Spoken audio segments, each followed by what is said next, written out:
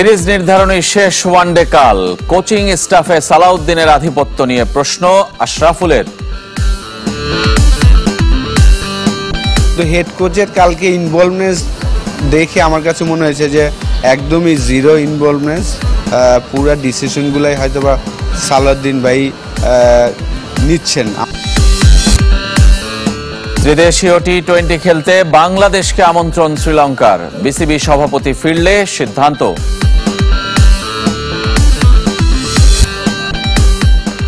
অচলাবস্থার অবসান। প্রথম বিভাগ দিয়ে নভেম্বরে শুরু হচ্ছে ঢাকা লিগ। অনুদানের অর্থ বাড়ালো সিসিডিএম। বাংলাদেশ ওয়েস্ট ইন্ডিজ সিরিজের খবর। কাল সিরিজ নির্ধারণী শেষ ওয়ানডে। আলোচিত সমালোচিত মিরপুরে আরো এক ম্যাচ। শেরি বাংলা স্টেডিয়ামে শুরু হবে খেলা দুপুর 1:30টায়। তৃতীয় ওয়ানডেকে সামনে রেখে ক্যারিবীয় দল অনুশীলন করলেও বিশ্রামে ছিল স্বাগতিকরা। অবিশ্বাস্য এক ম্যাচের পর বিশ্রামে বাংলাদেশ দল, কিন্তু ছুটি ভেঙে মাঠে আকিল হোসেন, বুডাকেশ মোটি, খ্যারি পিয়েরেরা সবাই ক্যারিবীয় স্পিনরা যে নিজেদের রাজত্ব প্রতিষ্ঠা করার চেষ্টা তাদের। ব্যাটাররাও বাধার দেয়াল ভাঙতে করেছেন অনুশীলন। আর বাংলাদেশ খুঁজে ফিরেছে নিজেদের ভুল। কিভাবে হলো আন্তর্জাতিক ক্রিকেটে দলের আর দেশের প্রথম টাই? ওয়ানডের ধারাবাহিক ব্যর্থতা আত্মবিশ্বাসটুকুও কেড়ে নিয়েছে। হোম অ্যাডভান্টেজ যেখানে শক্তি নয় বরং বোঝা। 14 বছর পর তাই ঘরের মাঠে ওয়েস্ট ইন্ডিজের বিপক্ষে সিরিজ হারের চোখ রাঙানি। যারা জিতবে এগিয়ে যাবে। আগের 12 সিরিজে যে সমানে সমান দুদল। শেষ 8 সিরিজে মাত্র একটিতে জিতেছে টিম টাইগার, সেটাও 1.5 বছর আগে। আরও একটা সিরিজ জয়ের শঙ্কা যেমন আছে জয়ের সম্ভাবনাও। তবে ফল যাই হোক, র্যাঙ্কিংয়ে 9 নম্বরে খুব সহসাই ওঠা হচ্ছে না বাংলাদেশের। টি-20 ব্যস্ততায় 5 মাস পর পরের সিরিজ। র্যাঙ্কিং অবশ্য রিশাদ হোসেন এক লাফে 65 ধাপ এগিয়ে এখন 66 নম্বরে। 2 ম্যাচে 9 উইকেটের পাশাপাশি ব্যাটিংটাও দারুণ করছেন তিনি। তারপরও কেন অধিনায়ক মেহেদী হাসান মিরাজ তাকে সুপার ওভারে ব্যাট করতে পাঠালেন না, সে রহস্যের সমাধান মেলেনি। মিরাজের নেতৃত্ব নিয়েও উঠেছে প্রশ্ন। অধিনায়ক হিসেবে 12 ম্যাচে 10টিতে হার, হেরেছেন সবগুলো সিরিজ। দলকে উজ্জীবিত করতে তাই সামনে থেকে নেতৃত্ব দিতে হবে মিরাজকে। রিশাদকে বাদ দিয়ে টি-20তে জায়গা না পাওয়া ব্যাটারকে নামানো হলো সুপার ওভারে। সেই ব্যাটারের মন রক্ষার্থে এমন সিদ্ধান্ত ধারণা করছেন মোহাম্মদ আশরাফুল। সহকারী কোচ মোহাম্মদ সালাউদ্দিনের আধিপত্য নিয়ে প্রশ্ন তুলেছেন সাবেক অধিনায়ক। মিরপুরে প্রতিপক্ষকে বহুবার স্পিন ফাঁদে ফেলেছে বাংলাদেশ। নিজেরাও যে সেই ফাঁদে আটকায়নি তাও নয়। এই যেমন ওয়েস্ট ইন্ডিজের বিপক্ষে দ্বিতীয় ওয়ানডে। দ্রুত মানিয়ে নিয়েছে ক্যারিবিয়ানরা, অথচ চেনা কন্ডিশনে সেই হোপের মতো একটা ইনিংসও খেলতে পারেনি বাংলাদেশি ব্যাটাররা। উইকেটের সমালোচনার পাশাপাশি টাইগার ব্যাটিংয়ে স্মার্টনেসের অভাব দেখছেন সাবেক অধিনায়ক মোহাম্মদ আশরাফুল। আই হোপ যেভাবে ব্যাটিং করেছেন, একটা বলও কিন্তু মনে হয়নি যে ডিফিকাল্ট হচ্ছে। কিন্তু আমাদের প্লেয়াররা নিজের কন্ডিশনে বা নিজের ইনিংসটা কিভাবে বিল্ড করব বা টিম কি চাচ্ছে এই মুহূর্তে, ওই জিনিসগুলো আমরা এখনো রিয়েলাইজ করি না। সুপার ওভারেও তালগোল পাকিয়েছে বাংলাদেশ। দিনের সেরা ব্যাটার রিশাদকে ব্যাটিংয়ে আনা হয়নি। ওয়েস্ট ইন্ডিজ স্পিনার আকিল হোসেনও বিস্ময়ের কথা জানিয়েছেন ম্যাচ শেষে।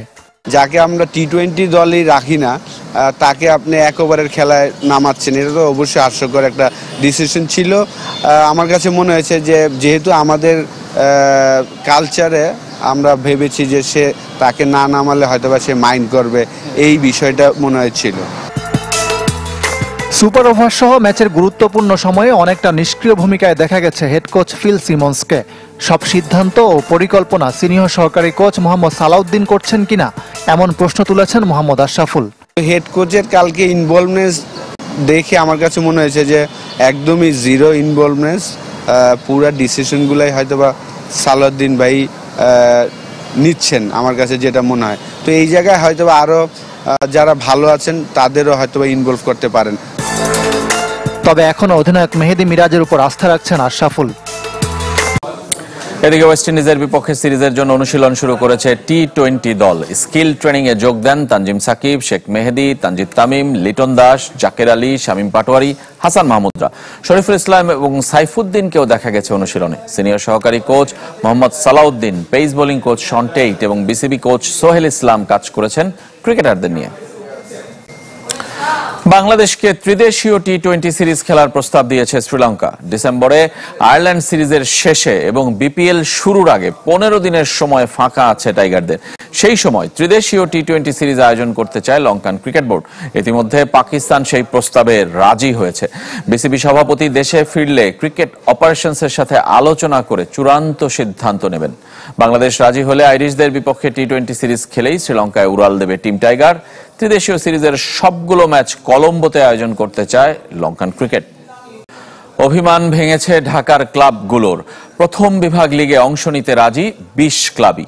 তবে নভেম্বরের পরিবর্তে অন্য সময়ে আয়োজনের আর্জি ছিল কিছু ক্লাবের। তবে তাদের রাজি করাতে অংশগ্রহণ ফি সহ আর্থিক সুযোগ সুবিধা বাড়াচ্ছে সিসিডিএম।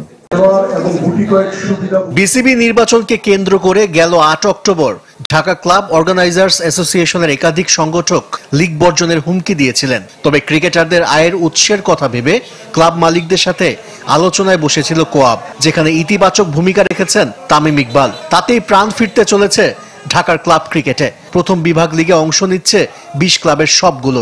খেলবে না, আমি বারবারই একই কথা বলি, এটা হয় না। অভিমান থেকে আমরা অনেক কিছু বলে ফেলি বা অনেকের অনেক রকম প্রবলেম হতেই পারে। বাট সব থেকে ইন্টারেস্টিং, আজকে আমরা মিটিংয়ে অলমোস্ট 17টা ক্লাব প্রেজেন্ট ছিল, সবাই কিন্তু খেলতে চেয়েছে। তবে তৃতীয় বিভাগ লিগ দিয়ে মৌসুম শুরুর দাবি ছিল কয়েকটি ক্লাবের। যেহেতু জানুয়ারিতে প্রথম বিভাগ শেষ হয়েছে, তাই একই বছর 2 বার লিগ খেলায় আপত্তি জানিয়েছিল। তবে শেষ পর্যন্ত ক্লাবগুলোকে রাজি করিয়েছে সিসিডিএম।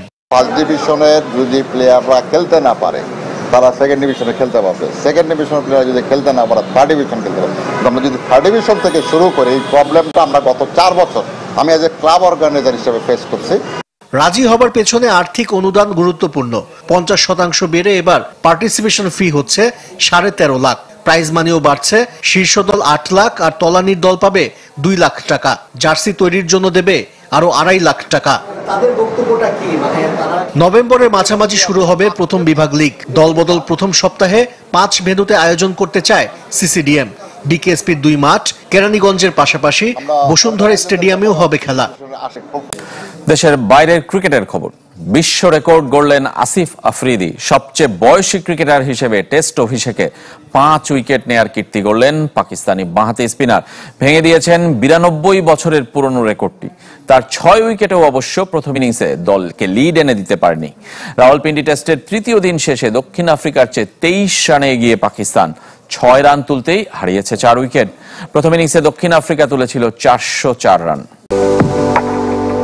38 বছর 299 দিন। অনেকের টেস্ট ক্যারিয়ার শেষ হয়ে যায় এমন বয়সে, আর আসিফ আফ্রিদির শুরু। শুধু শুরু নয়, রাজকীয় পথ চলা। বিশ্ব রেকর্ড গড়ে ইতিহাসের পাতায় ঠাঁই করে নেয়া। সবচেয়ে বয়সী টেস্ট অভিষেকের তালিকায় শীর্ষে না হলেও তাকে মনে রাখতে হবে প্রথম টেস্টের প্রথম ইনিংসের কীর্তির জন্য।